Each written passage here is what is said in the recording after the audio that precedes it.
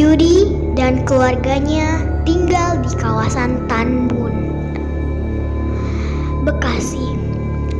Kebetulan sebelah rumah Yudi adalah rumah kosong. Ia tak ingat berapa lama rumah itu kosong. Tetapi seingat Yudi, rumah itu dulu berpenghuni. Ketika ia kecil, rumah itu berpenghuni. Tetapi entah kenapa rumah itu menjadi kosong hingga saat ini.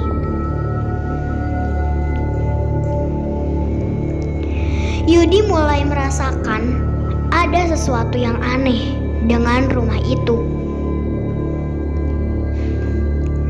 Setiap tengah malam, ia selalu mendengar suara anak kecil yang sedang bermain.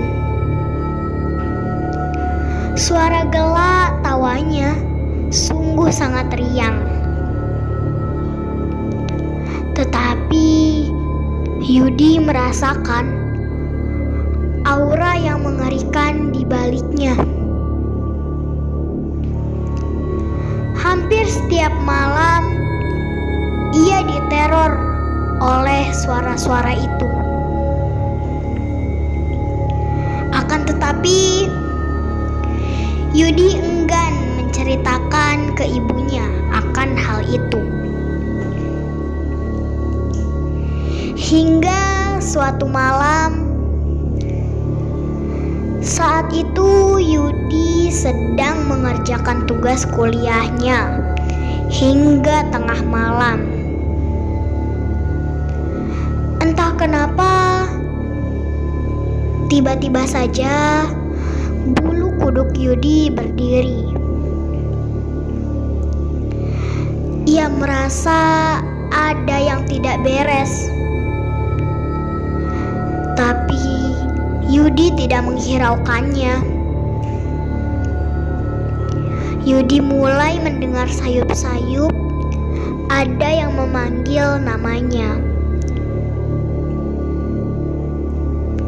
Seakan-akan mengundang Yudi untuk datang. Mulanya Yudi membiarkan suara itu. Tetapi lama-kelamaan suara itu makin terdengar.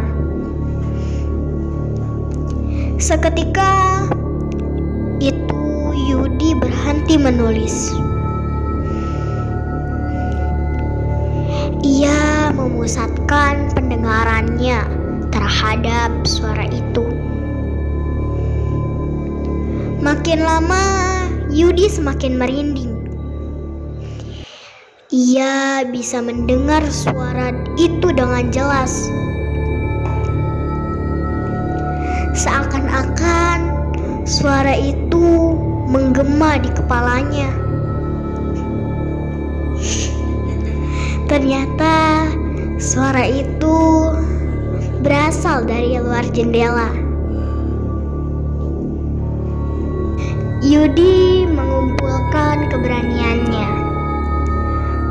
untuk memeriksa sumber suara.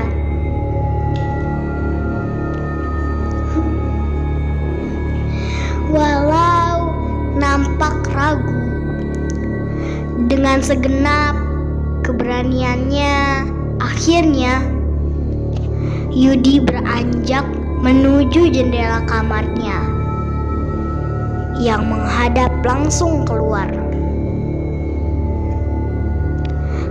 ke rumah di sebelah rumahnya.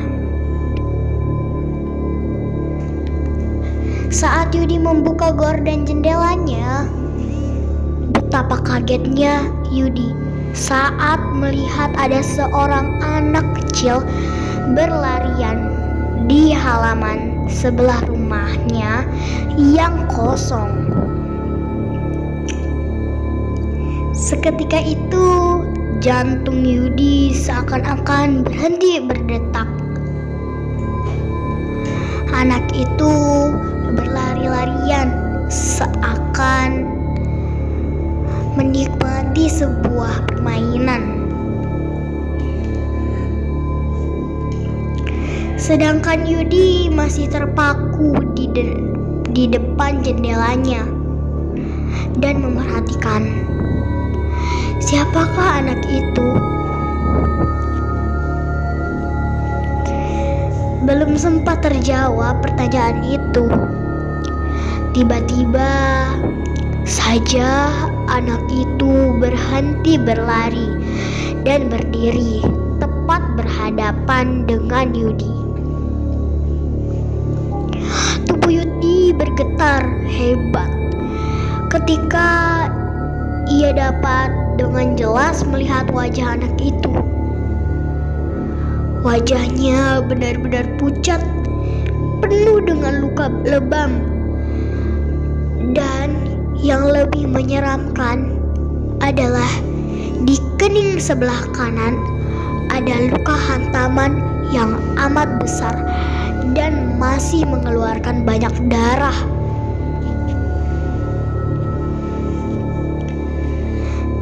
Anak itu menatap tajam ke arah Yudi. Suara memanggil itu tetap terdengar, tetapi bibir anak itu sama sekali tidak terbuka. Secara tiba-tiba anak itu mengangkat tangannya dan menunjuk ke arah Yudi, dibarengi dengan senyumnya yang menyeringai. Seketika itu juga Yudi langsung berlari keluar dari kamarnya. Ia ketakutan. Akhirnya malam itu Yudi tidur bersama kakaknya.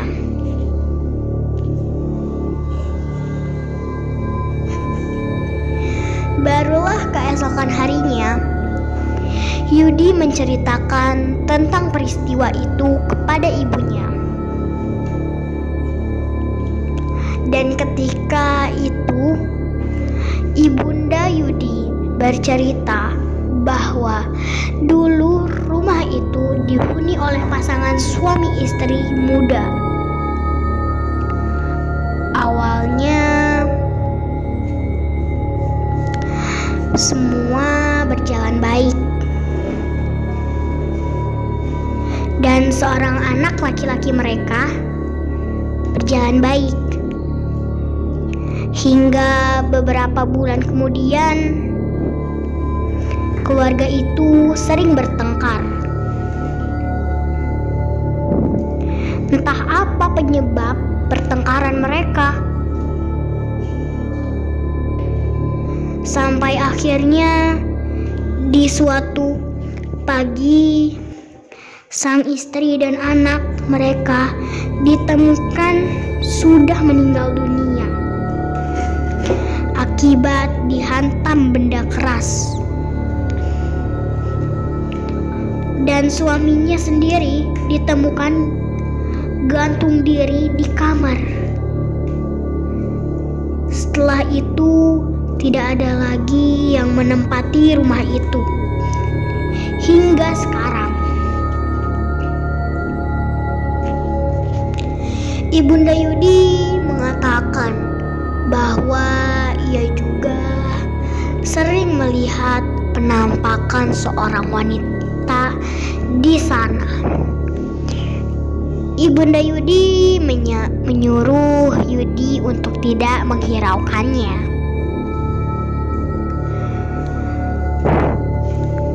Karena mereka tidak jahat, mereka hanya tidak bisa menerima kematian mereka. Dan yang lebih mengejutkan, ternyata anak dari keluarga itu adalah teman kecil Yudi. Mereka dulu sangat akrab.